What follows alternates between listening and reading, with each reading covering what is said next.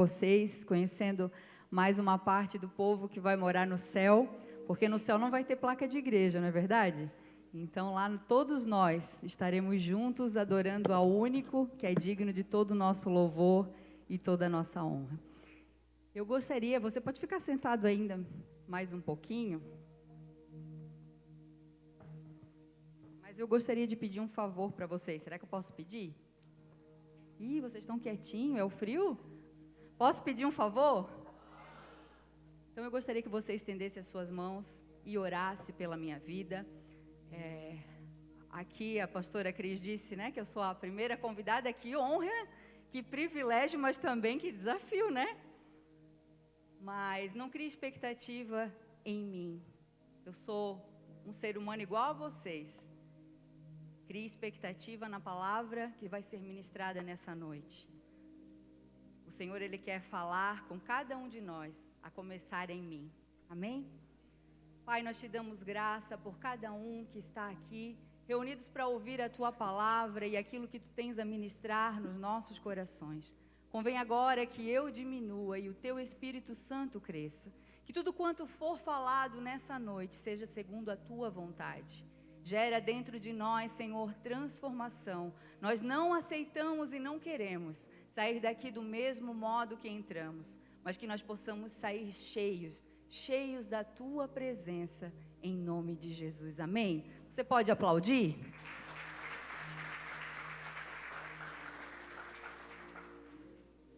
E antes de nós iniciarmos, meu nome é Michele, né, como a pastora Cris já me apresentou, mas eu queria apresentar para vocês também, não sei se deu certo ali, a imagem, eu trouxe a foto da minha família para mostrar para vocês, se der para passar aqui.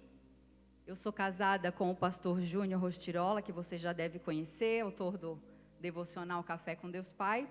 E agora, em novembro, a gente vai completar 23 anos de casado. Nós temos 2 filhos, o João Pedro, com 21 anos, que já casou com a Gabriela, e da Isabela, que está aqui comigo, com 15 anos. E nós estamos à frente do ministério, já somos pastores há 18 anos, e à frente da Igreja Reviver, há 15 anos na cidade de Itajaí, aqui pertinho de vocês.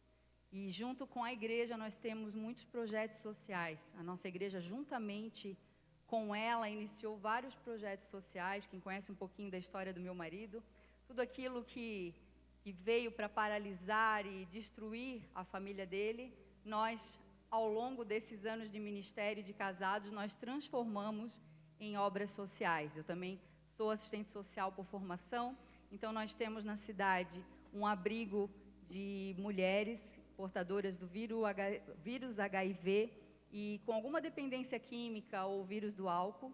Nós tratamos essa mulher, muitas vezes elas são rejeitadas pela família, a família não quer mais, devido a tantas idas e vindas das drogas, e a gente acolhe essas mulheres no nosso abrigo, o abrigo Conviver, e trata delas, né, e elas acabam passando a morar com a gente. Nós temos também um orfanato, um abrigo de crianças de 0 a 12 anos, e um orfanato de 12 a 18 para adolescentes. E fora outros projetos como o Mercado Solidário, nós não damos cestas básicas prontas, a pessoa ela recebe, de acordo com a sua família, a sua realidade social, um valor simbólico que a gente chama de moeda solidária. Dentro desse levantamento que a gente faz das suas finanças, a gente doa esse solidário e ela vai lá com a sua família, recebe uma palavra, toma um café com a gente e faz as suas compras. Porque a gente entende que a verdadeira religião é essa, é a que assiste o órfão, a viúva, os necessitados, os estrangeiros nas suas necessidades. Então, tudo que a gente puder fazer para levar o amor de Jesus, a gente tem feito, né, dentro daquilo que o Senhor tem ministrado no nosso coração. E o nosso mais novo projeto e filho, que a gente nem imaginava a proporção que isso se tornaria um dia, foi o devocional, que quando começou, ele era apenas um devocional para a igreja. Nós fizemos 1000 cópias e era apenas para a igreja. E Deus fez algo infinitamente mais daquilo que nós pensávamos ou imaginávamos, né? E hoje o devocional ele já está traduzido em 8 línguas. E Deus tem feito coisas extraordinárias, porque hoje os grandes leitores, o nosso grande público não são pessoas evangélicas. Ele tem ido para os católicos, para os espíritas, para os umbandistas. Nós recebemos testemunhos de bruxas se convertendo. Então, isso só o poder de Jesus é capaz. Se você conhecer um pouquinho do testemunho do meu marido, ele ficou 2 anos sem estudar. E a maior dificuldade dele na escola era justamente no português. E aí Deus pega ele, um improvável total, e faz ele hoje o autor mais lido no Brasil e já em alguns países. E é isso que Deus quer fazer na tua vida também. Quando nós nos dispomos a servir a Deus e a fazer a sua vontade, Ele faz infinitamente mais do que nós pedimos ou pensamos. Amém? Essa é a minha família. É lindo ou não é? Até a cachorrinha saiu na foto, ó. Essa é a minha família e esse é o meu maior patrimônio. Tudo, se eu for contar aqui nos meus 23 anos de casado, tudo que nós já passamos, nós temos testemunhos em todas as áreas que você pode imaginar. Desde finanças, na área de saúde. As minhas maiores lutas foram na área da saúde. Tenho grandes testemunhos de milagres na área da saúde. E dinheiro no mundo nenhum pagaria, compraria o que eu tenho vivido em Deus e através da minha família. E não pense que é uma família perfeita. Nós não somos uma família de comercial de margarina, onde nós estamos sempre sorrindo, sempre bonitinhos. Muitas vezes nós estamos todos agarradinhos, chorando. Mas a gente sabe que é um lugar onde o choro é seguro. Onde o inimigo se levanta, mas ele se levanta para cair. Porque o Senhor já nos deu a vitória em nome de Jesus. E eu profetizo que você viva infinitamente mais daquilo que nós temos vivido em família, na sua casa, na sua família, nos seus negócios. Tudo que levar o seu nome possa ser abençoado através do nome de Jesus. Amém? Eu acho que tem ali também alguma coisa dos livros, não sei se deu certo. Será que deu? Esse é o meu novo livro. Eu lancei o livro Autênticas, né? E aí Deus me colocou.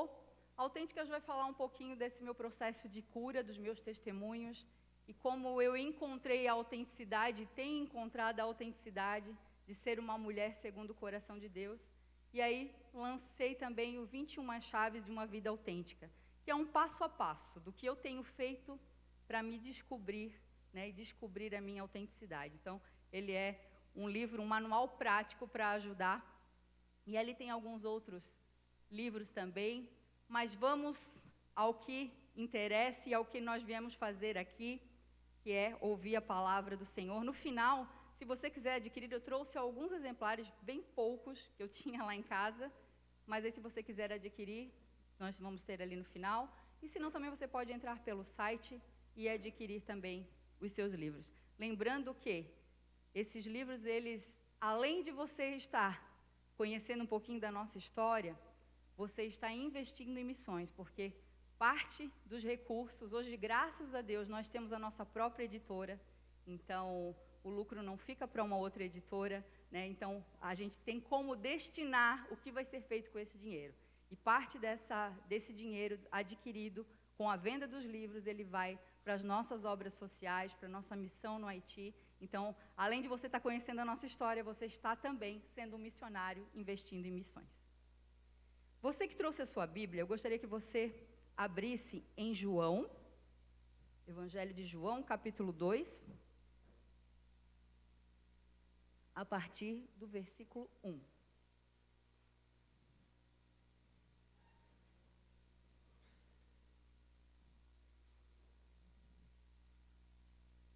E hoje, o que o Senhor colocou no meu coração para conversar um pouquinho com vocês,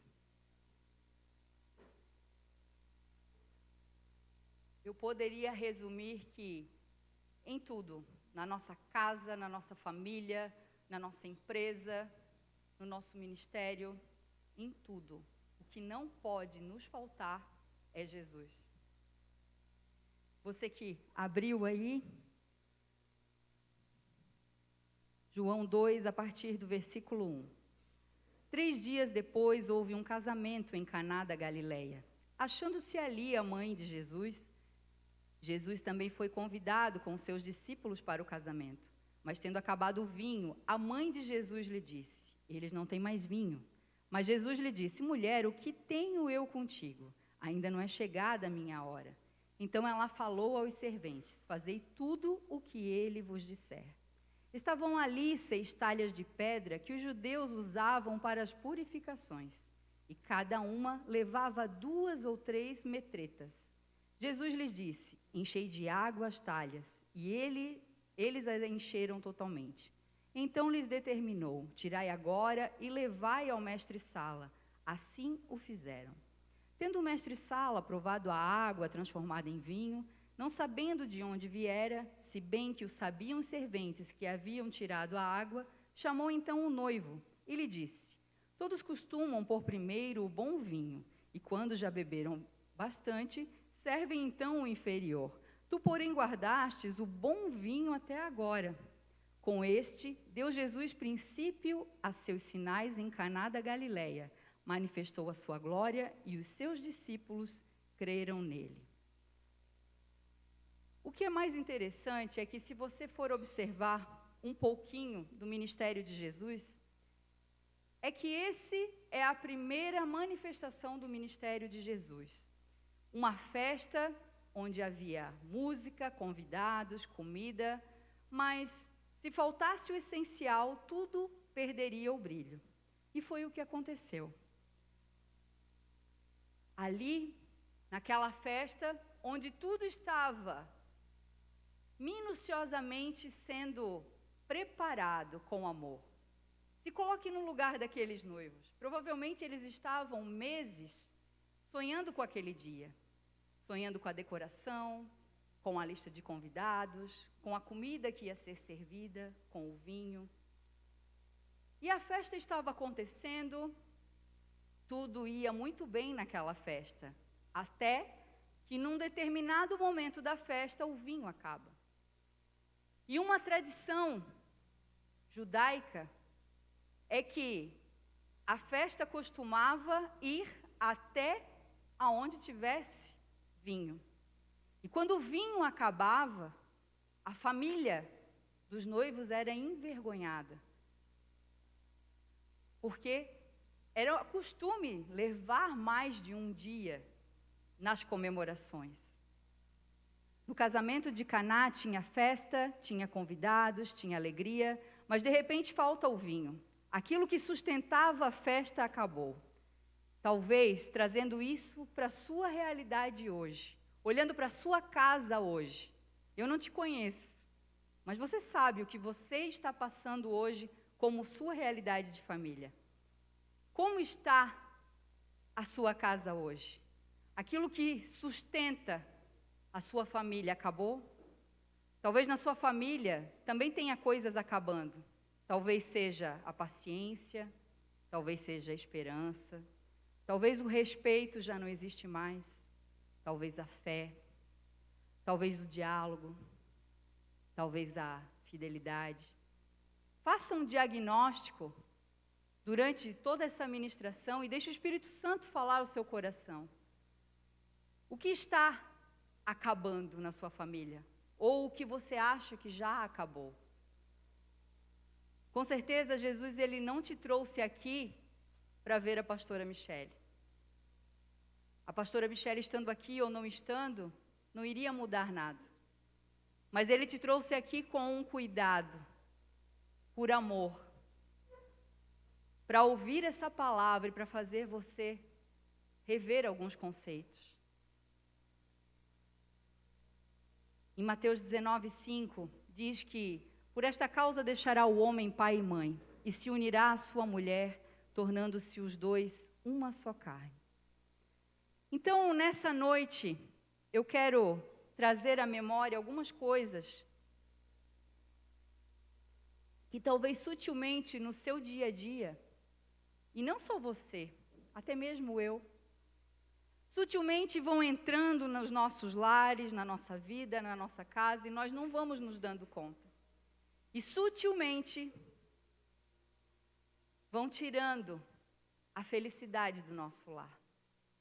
E eu poderia falar inúmeras e inúmeras coisas, mas assim como o versículo fala aqui, que foram trazidos 6 talhas para fazer o milagre da multiplicação e transformação da água em vinho, eu quero falar especificamente sobre 6 vinhos que talvez estejam faltando no seu lar ou estão prestes a acabar. E o primeiro vinho que eu gostaria de conversar com vocês é o vinho do amor. E hoje nós vivemos uma época de relacionamentos tão superficiais. É tudo tão superficial. Nós vivemos a era da tecnologia, onde muitas vezes nós estamos próximos de alguém pelas redes sociais que está muito longe geograficamente da gente. Mas muitas vezes sentamos à mesa com a nossa família e não trocamos uma palavra.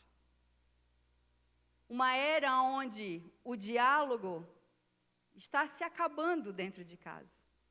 E entenda que amor, ele é muito mais do que sentimento. É muito mais do que um coraçãozinho. Amor é uma decisão. Eu decido amar, diferente da paixão. Quando nós estamos apaixonados, o nosso coração acelera ao ver a pessoa por quem a gente está apaixonado.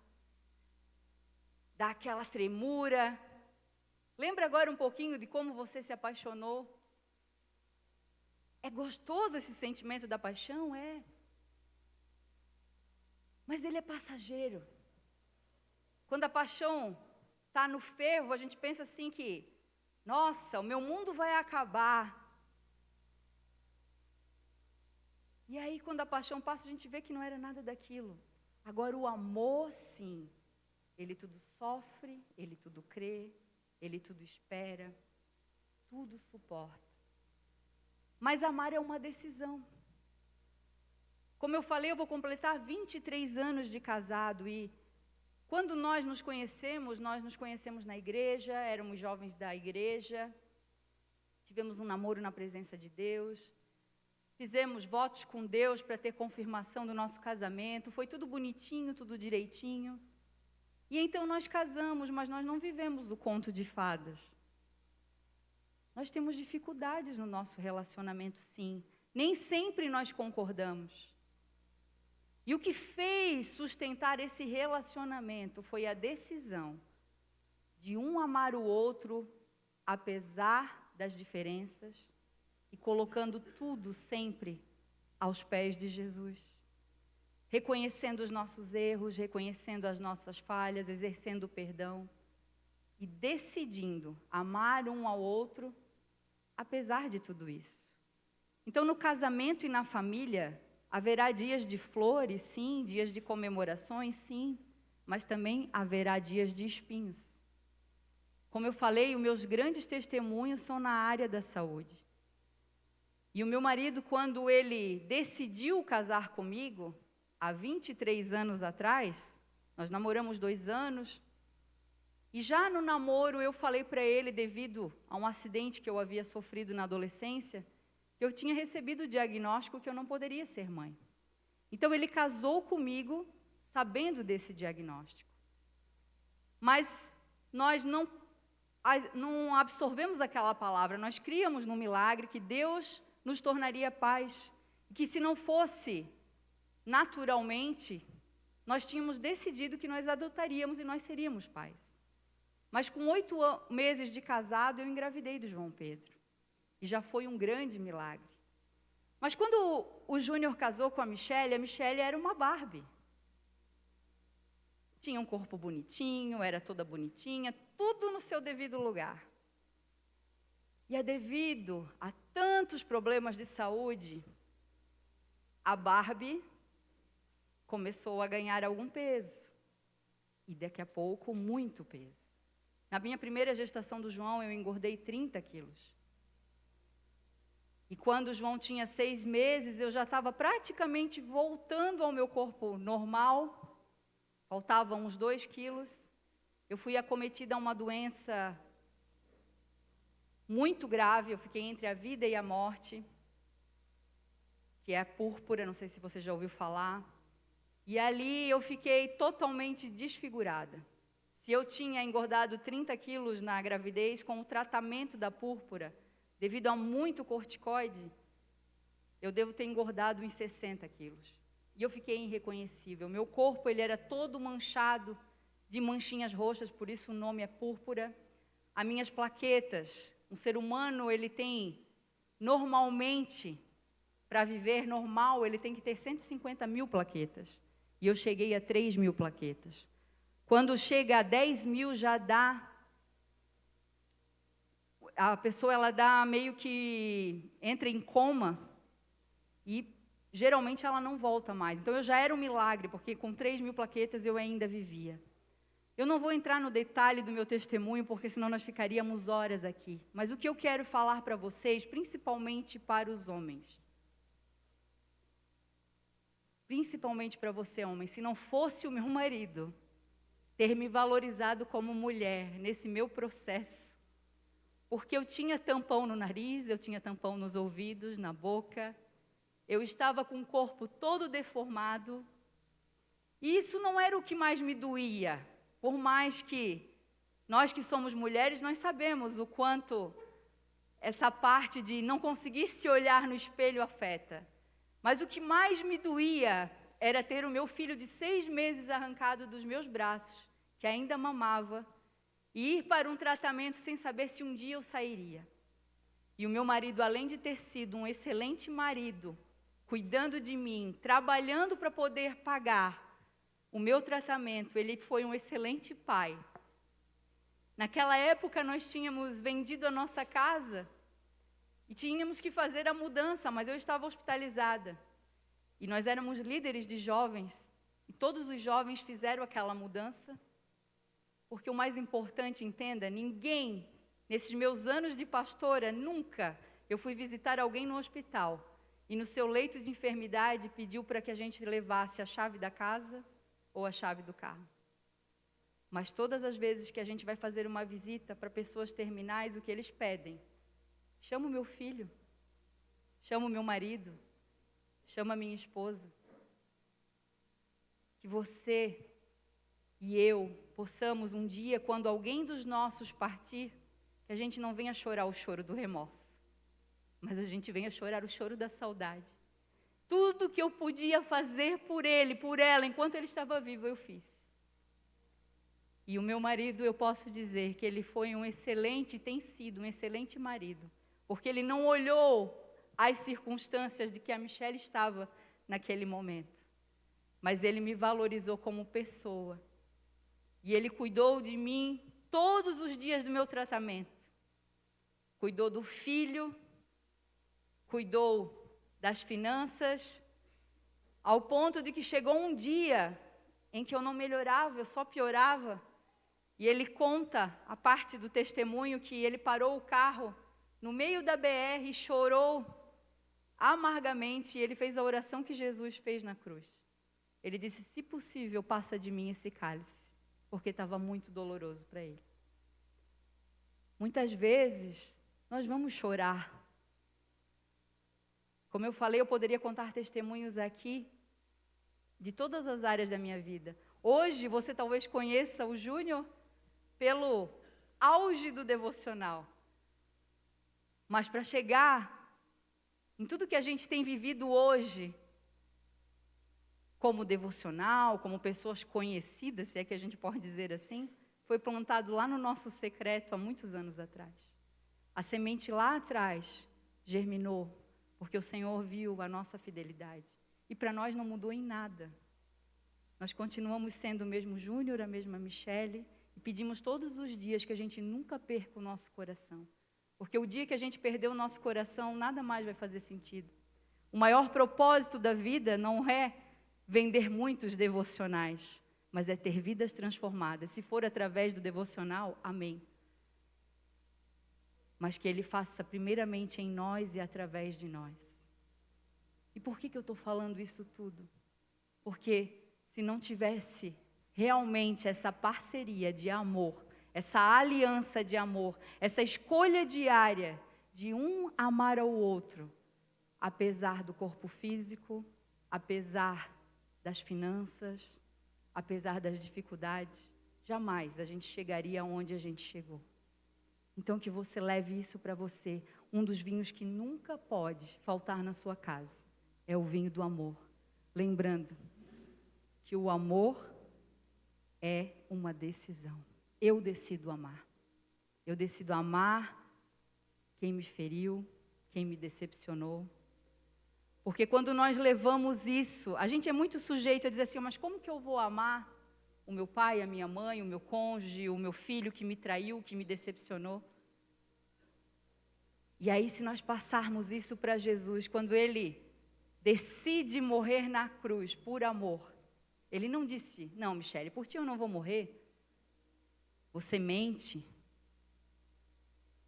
você me traiu, você me decepcionou. Ele decidiu morrer por cada um de nós, independente dos nossos erros ou das nossas falhas. O amor, ele é um fio invisível que mantém a família unida, mesmo quando tudo parece querer nos separar. E como eu falei hoje, nós vivemos dias de relacionamentos muito rápidos, muito temporários. Hoje você ama, amanhã você não lembra nem o nome. É tudo muito rápido. Nós não podemos cair nesse modismo, mas nós temos que construir relacionamentos verdadeiramente sólidos, segundo a vontade de Deus para a nossa vida. E o segundo vinho é o vinho da fidelidade. Fidelidade é muito mais do que não trair, mas é ser leal em palavras, pensamentos e atitudes. Hoje, nós vivemos um ritmo na nossa família, nosso contexto familiar lá em casa, muito diferente do que quando nós casamos. Devido à proporção que tomou o devocional, meu marido ele tem que viajar muito. Imagina você se ele não fosse fiel ou se eu não fosse fiel. Como nós viveríamos assim? Às vezes ele passa 20 dias em outro país. A fidelidade, ela é em relação a tudo. É em relação não apenas em ele me trair com outra mulher ou eu trair ele com outro homem. Mas é ele estar no outro lado do mundo e eu estar aqui e ele confiar que as finanças vão estar seguras. Que quando ele chegar não vai ter muitas e muitas faturas de cartão de crédito porque eu me perdi nas contas. É ele confiar sem palavras.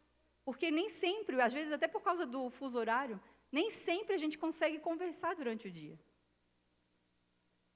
Mas é ele poder estar lá cumprindo o propósito dele seguro, que quando ele voltar, a casa está em ordem, tudo está em ordem, tudo continua perfeitamente bem. E a mesma coisa é eu. Eu estar aqui orando por ele e abençoando ele para que ele cumpra o seu propósito. Entenda você mulher e entenda você homem, que o seu ciúme, a sua desconfiança, não vai fazer o seu cônjuge ser fiel ou não.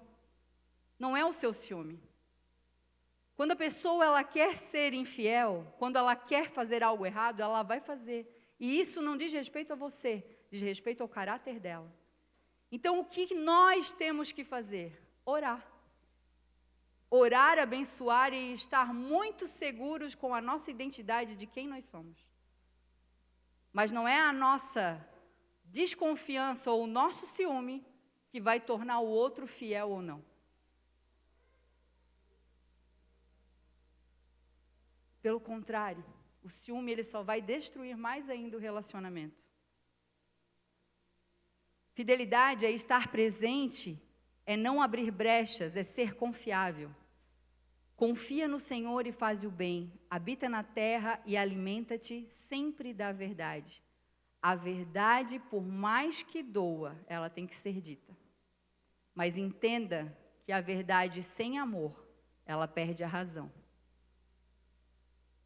Então, ore, espere o momento certo, mas sempre, em todo momento, fale a verdade.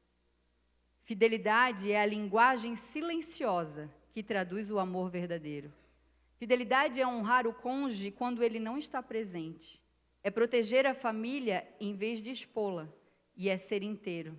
Onde falta fidelidade, sobra insegurança, e onde há fidelidade, floresce confiança. Então, que você possa exercitar a fidelidade todos os dias no seu relacionamento. E não só no relacionamento homem e mulher, mas no seu relacionamento com seus pais, com seus filhos, no seu trabalho. Fidelidade. Ser fiel, mesmo sem ninguém estar vendo. O terceiro vinho é o vinho do compromisso. O vinho do compromisso. Casamento e família não sobrevivem ao egoísmo. Deixará o homem pai e mãe e se unirá à sua mulher. Compromisso é deixar para se unir. Muitos homens e mulheres fazem a cerimônia do casamento, fazem a festa, ou se não fazem a cerimônia religiosa, vão lá no cartório e casam. Vão morar em outro local geograficamente e dizem deixar, mas estão o tempo inteiro consultando o pai e a mãe. Você pode sim pedir conselhos para os seus pais, para as suas mães, mas deixar, quando a palavra diz deixar, é uma decisão do casal. Quando eu e o Júnior casamos, devido a todo o problema que ele tinha com paternidade, foi algo que foi uma grande dificuldade no meu início de casamento. Meu primeiro ano de casamento foi muito difícil.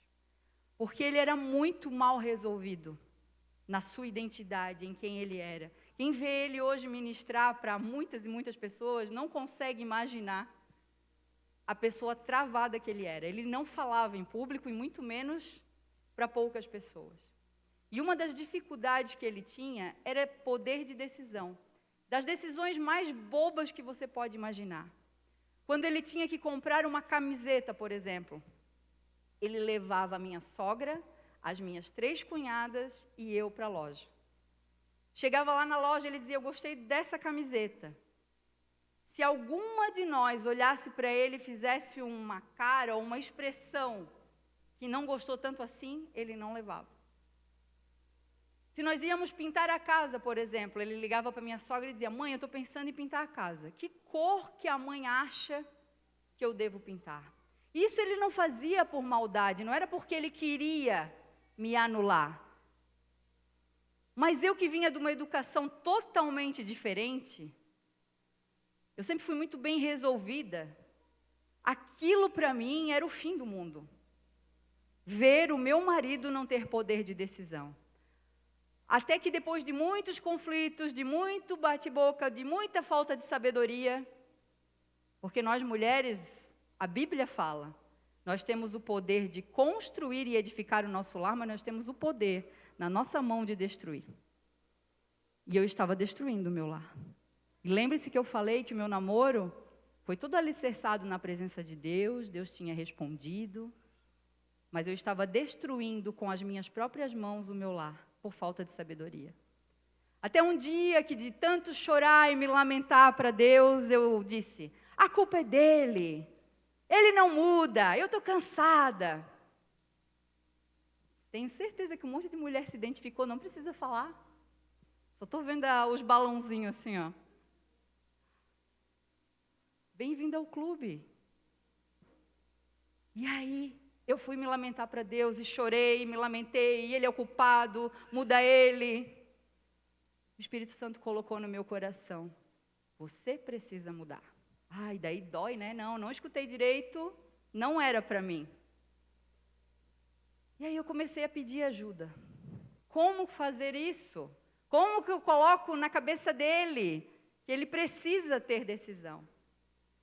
E aí eu comecei a empoderar ele. Ele vinha, vamos pintar a casa? Vamos.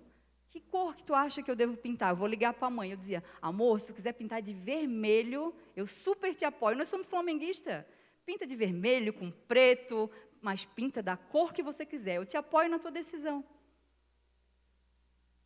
E aos pouquinhos, nas pequenas coisas, nas coisinhas mais bobas, eu fui empoderando ele. Muitas vezes eu morria de medo desse empoderamento. Eu dizia, meu Deus, o que vai dar? Mas eu fazia. E eu ia entregando. E ele foi descobrindo a sua verdadeira identidade. Hoje ele está tão curado que ele vai para o shopping. Eu já disse, eu vou ter que agora fazer uma oração para ele não ser tão curado assim. Ele hoje consegue comprar mais do que eu. Ele foi liberto. Ele não precisa da opinião de ninguém. Se ele gostou e pronto.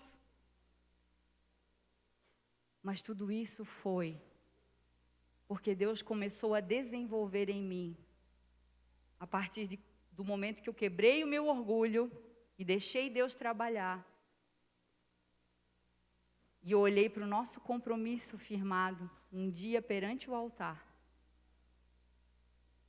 Bote na sua cabeça que não existe a hipótese de divórcio. É até que a morte o separe. Ou então ore para você morrer primeiro. Simples assim. Quer separar? Senhor, me leve então. Aí ninguém quer, né? É até que a morte o separe. E nós temos que parar de jogar sempre a culpa no outro. Senhor, aonde eu estou errando?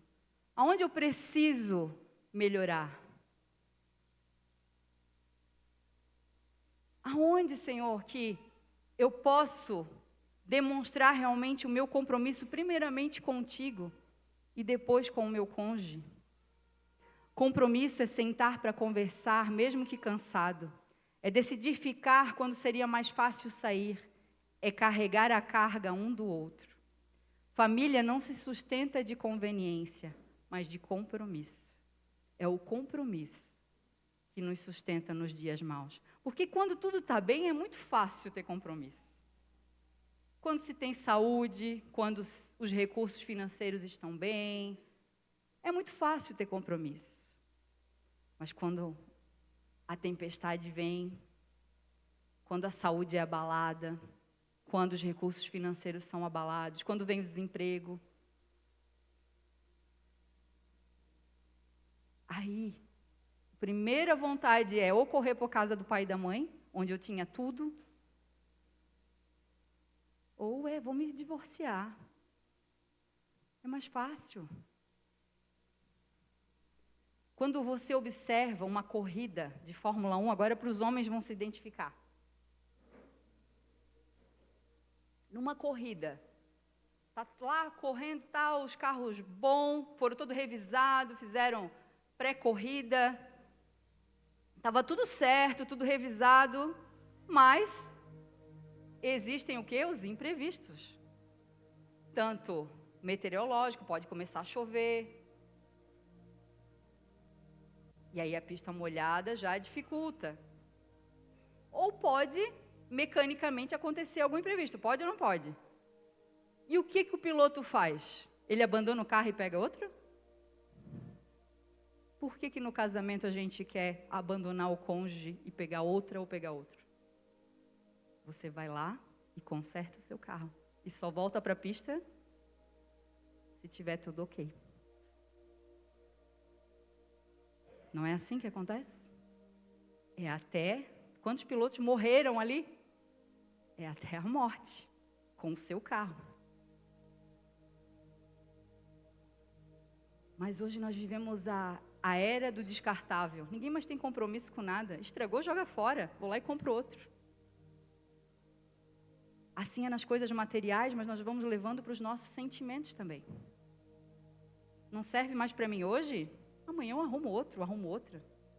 Uma mais bonitinha, um mais bonitinho, um que me dê mais atenção. A paixão nos cega. Quando nós estamos apaixonados, tudo nos cega. Ou você acha que o amante, a amante, vai acordar com você descabelada, vai ter que pagar boleto. Não, é só a parte boa. Então é tudo na paixão, é tudo nas maravilhas. Por isso que eu digo que amar é uma decisão. É apesar dos boletos, é apesar do cabelo, é aquele macarrão que não ficou tão bom. Quando eu casei, eu não sabia nada da casa.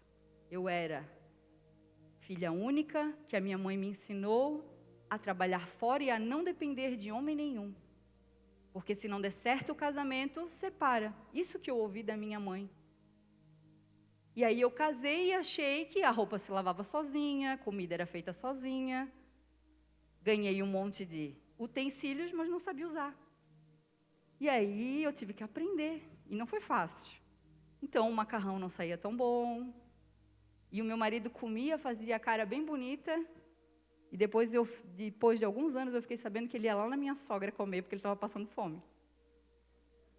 Hoje eu não sou a melhor, mas eu tenho as minhas habilidades também. Mas essa é a sabedoria. Não é que ele mentia, mas ele queria me agradar, queria me ajudar. E, em consequência também, eu via que não estava tão bem assim, e eu tentei também procurar me aprimorar. É um ajudando o outro. É uma sociedade mesmo, onde não existe a hipótese de dar errado. É uma sociedade que começa para dar certo. Para você chegar no final da corrida e levantar a bandeira e dizer, eu venci.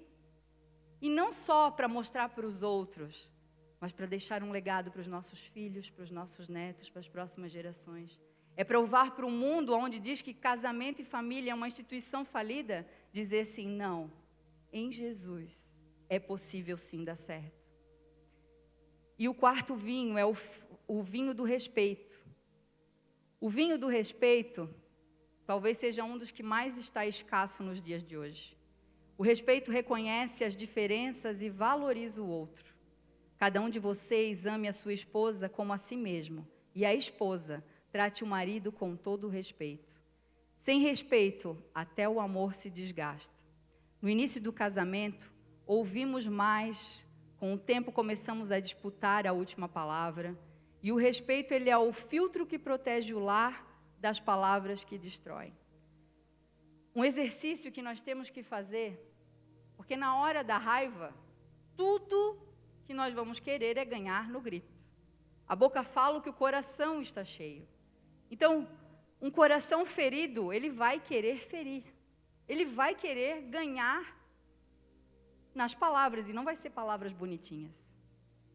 Então, faça o exercício. Jesus no meu lugar falaria o que eu quero falar? Jesus no meu lugar agiria como eu quero agir, porque a minha vontade é pular no pescocinho dele? E aí, quando a gente coloca Jesus no meio, tudo muda. Porque, com certeza, Jesus não agiria na força do impulso, na força da raiva. E daí, nesses momentos, nós temos que respirar fundo, sair e deixar para falar quando os ânimos se acalmarem. O amor alimenta, mas o respeito é o que sustenta. É o respeito que vai sustentar.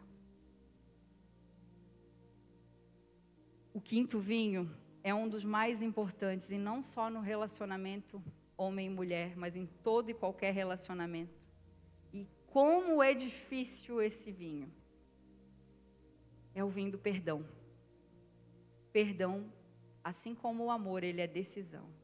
Eu decido perdoar. Jamais nós vamos encontrar motivos para perdoar quem nos feriu. Pelo contrário, nós vamos pegar aquela listinha de justificativas e querer mostrar para quem nos feriu os motivos que eu tenho para não liberar perdão. Então, perdão, ele é uma decisão. Toda família é formada por pecadores em processo de transformação. Sem perdão, o lar vira depósito de mágoas. Perdão é dizer, errei, me perdoa, sem orgulho, com humildade. É liberar a ofensa antes que ela crie raízes. Família perfeita não existe, mas a família que perdoa é uma família que permanece. Então você pode olhar para as famílias que permanecem. Com certeza, são famílias que exercem o perdão. Lá em casa, como eu falei, nós não somos a família da propaganda perfeita.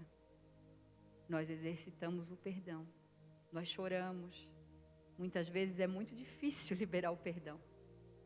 Porque a gente não quer ser ferido pelas pessoas que a gente ama. Se for uma pessoa aleatória, não vai ferir.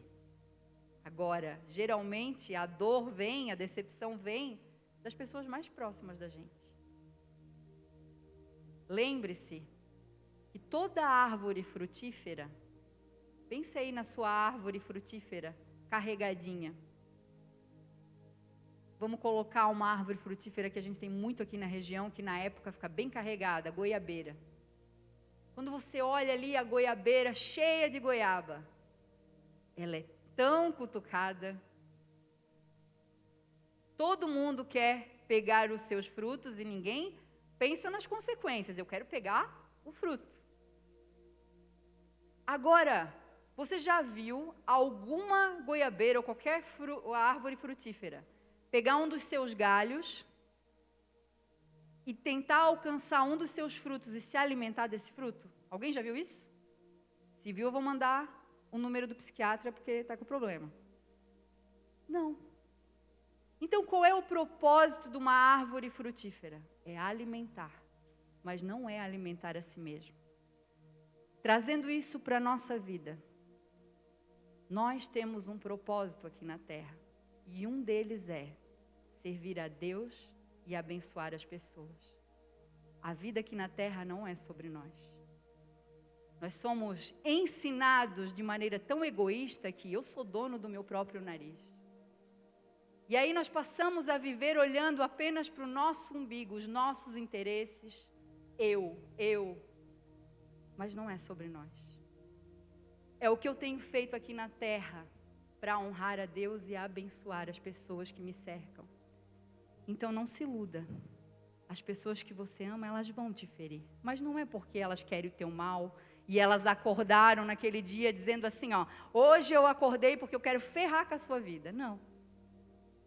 Assim como elas vão te ferir, você também já feriu ou ainda vai ferir. E aí nós temos que levar as nossas mágoas, as nossas ofensas aos pés da cruz e liberar perdão. Lembrando que nós também não somos perfeitos. Nós também ferimos o nosso próximo. E muitas vezes nós decepcionamos a Deus também com as nossas atitudes. E o sexto e último vinho é o vinho da alegria. Alegria é o combustível para suportar tempos difíceis. Alegre-se com a mulher da sua mocidade, Provérbios 5,18 diz. É rir juntos, brincar, ter momentos leves. Uma família sem alegria vira ambiente pesado e sufocante. Família que perde a alegria vira peso. Família que cultiva alegria vira testemunho de vida. A alegria é o tempero que dá sabor à vida em família. Você tem que ter, sim, momentos de leveza, momentos de descontração. Lá em casa a gente tem muito. Até esses dias eu estava compartilhando com a Isabela e ela deu gargalhada.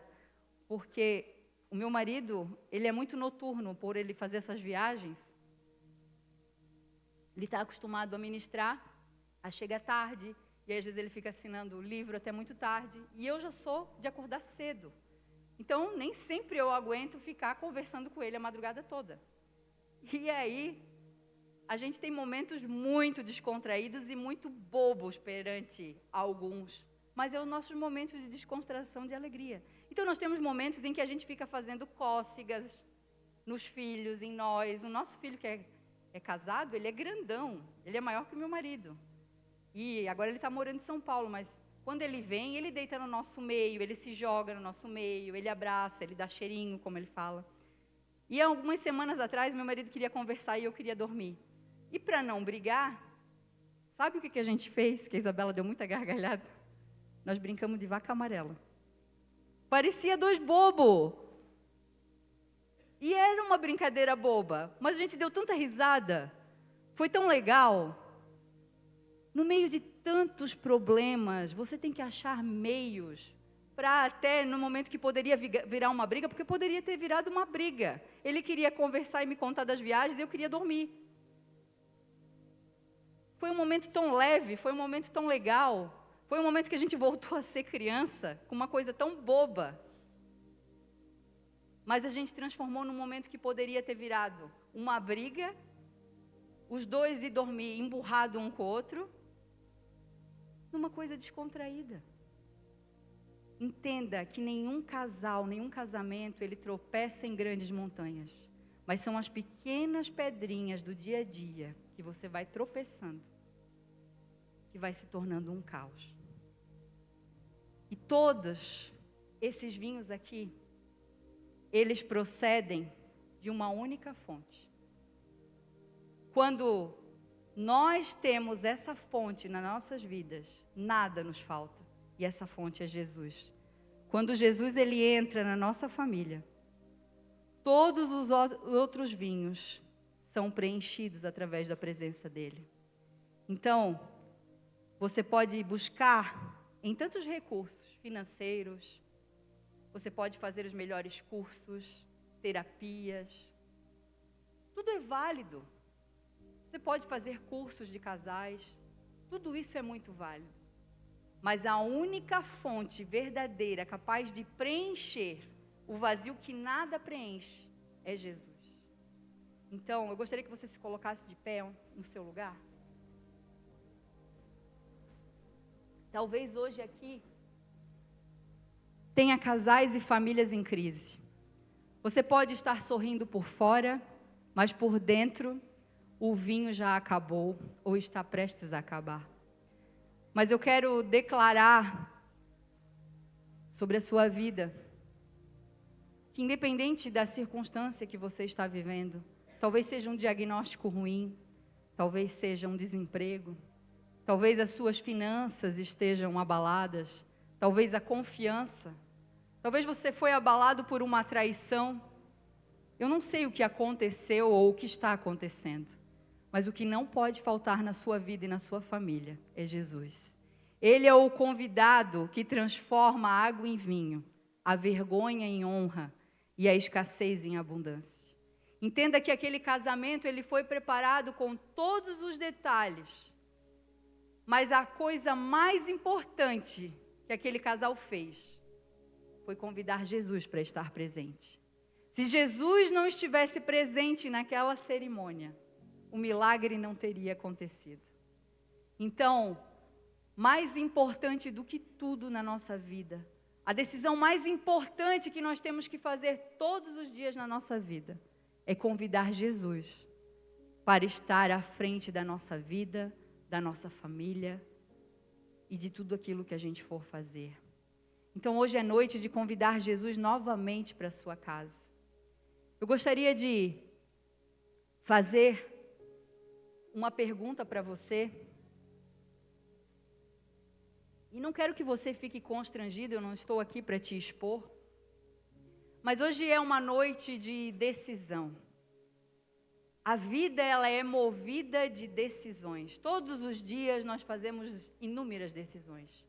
Mas essa pergunta que eu quero te fazer aqui é uma das decisões mais importantes. Talvez você tenha vivido com as suas opiniões, com as suas decisões. E talvez você já frequenta a igreja, já tem um relacionamento com Deus, mas nunca fez uma oração dizendo com as suas palavras, com a sua boca: Jesus, eu decido te aceitar e decido entregar o controle da minha vida para ti. Eu gostaria de te convidar a levantar uma das suas mãos. Eu quero te conhecer e quero orar pela sua vida. E se você já um dia fez essa oração de entrega, de decisão por Jesus, mas por um determinado momento, por um determinado motivo, você acabou se afastando da presença dele, eu gostaria também que você levantasse uma das suas mãos aí onde você está. Você não precisa vir aqui à frente. Então, seriam essas duas perguntas. Se você decide hoje entregar a sua vida para Jesus, dizendo: Jesus, vem e toma o controle da minha vida, ou Jesus, eu quero voltar à tua presença, voltar a viver segundo aquilo que tu tens para a minha vida.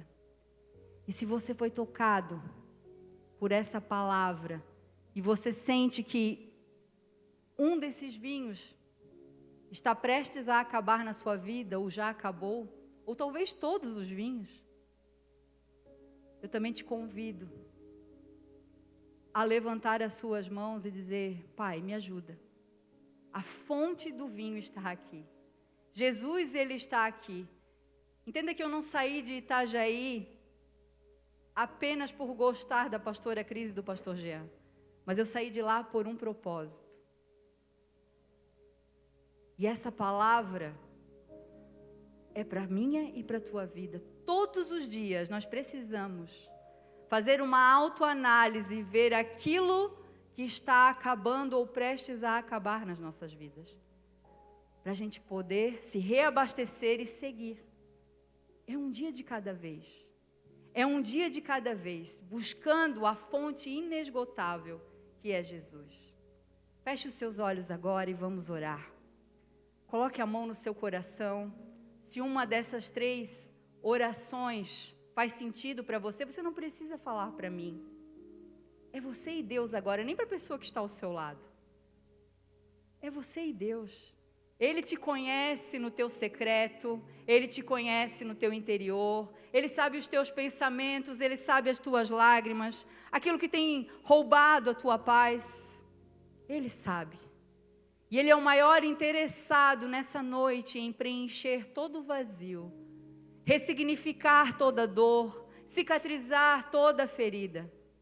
Mas Ele quer ouvir de você, Ele quer que você abra a sua boca e com as suas palavras mais sinceras, você possa expor aquilo que você veio buscar nessa noite. Pai, nós abrimos agora o nosso coração e com o entendimento nós te pedimos, Espírito Santo, aquilo que nós temos feito da nossa vontade, aquilo que nós achamos que temos o controle, nós entregamos essa noite a Ti. Nós decidimos hoje entregar a nossa vida, o nosso coração, as nossas famílias a Ti.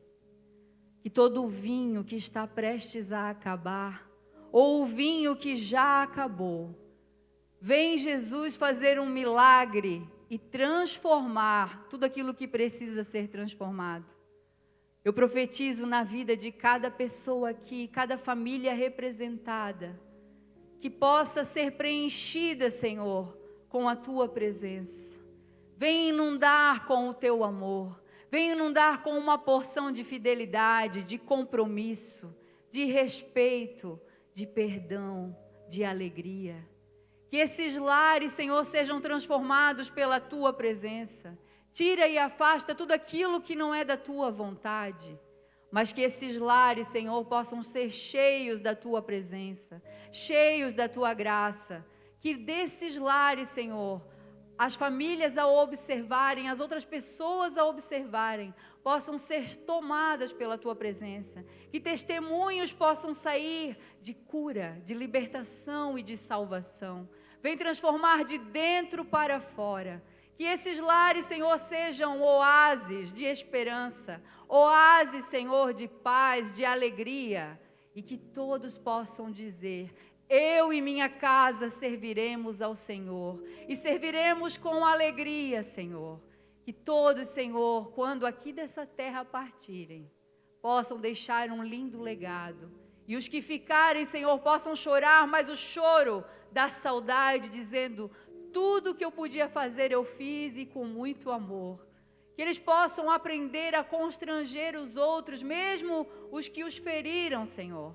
Que eles possam constranger com o amor. E sabemos, Senhor, que o verdadeiro amor, ele só pode vir de um único lugar, que é de Ti. O verdadeiro amor, ele lança fora todo medo. Ele lança fora todo ciúme, toda insegurança. Então, Senhor, que um verdadeiro amor, um amor que vem somente de Ti, possa ser gerado nesses corações. Que a cada dia eles possam decidir, Senhor, amar, decidir perdoar, sendo cada vez mais parecidos contigo, em nome de Jesus. Amém? Você pode aplaudir, agradecendo a Deus. Entenda que esse culto ele vai terminar, eu vou embora para minha casa, você vai embora para suas casas, mas o que vai valer a pena não foi apenas os momentos que nós vivemos aqui, mas é o que você vai levar daqui e colocar em prática. Toda essa palavra só vai fazer sentido se você aplicar no seu dia a dia. Lembrando que não vai ser fácil, é um dia de cada vez. Mas que daqui a alguns anos a gente possa se reencontrar, talvez eu reencontre os seus filhos, talvez os seus netos, e eles possam falar de vocês e testemunhar. Mamãe não desistiu, papai não desistiu, vovó não desistiu, e por isso hoje eu estou aqui. É isso que vai valer a pena. Amém?